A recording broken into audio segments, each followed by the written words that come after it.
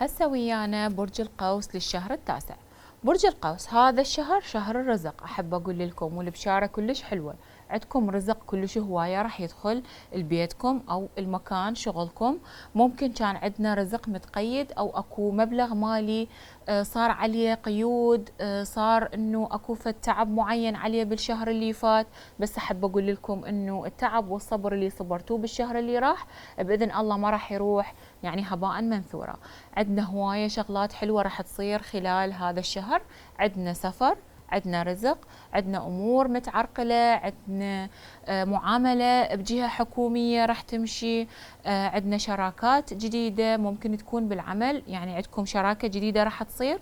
بس عندنا شويه اكو احد ممكن راح يتدخل في امور معينه، ما انصحكم انه تخلون احد يتدخل حتى لو راح يبدو انه هو يريد يساعدكم او يريد يعطيكم فرصه، وممكن انتم تشوفون اكو فرصه ويا هذا الشخص وممكن هو صادق، بس انا ما انصحكم تطبون باي شراكات خلال هذا الشهر.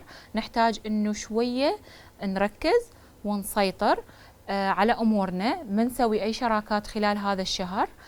يعني نكتفي بافكارنا، لان الافكار هذه كلش راح تكون بناءه وزينه على المدى البعيد، مو بس خلال هذا الشهر. اكو شيء متاملين به راح يصير ان شاء الله بايديكم.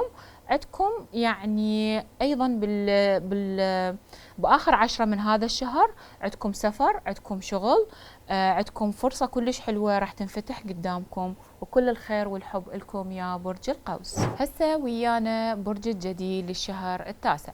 برج الجدي اتحرك، بليز اتحرك، لا تبقى واقف بمكانك. عندك امور هوايه راح تنحل، اذا بقيت واقف بمكانك كل شيء ما راح ينحل، فيحتاج شويه حركه. يعني هذا البرج يحتاج له حركه، لان اذا ظل واقف بمكانه كل الامور ما راح تتطور، راح يزيد الهم عليك. فاذا عندك اكثر من موضوع تريد تحله، حلهم كليتن مو مشكله، يعني انت لان هي كلها بالاخير راح تنحل.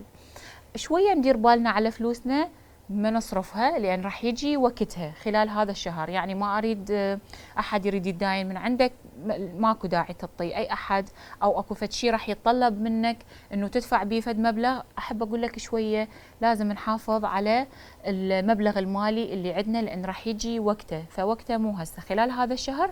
احب اقول لكم شويه شويه تريثوا، لان الامور راح تمشي مثل ما تريدون بالاخير، بس اهم شيء لازم تتحركون.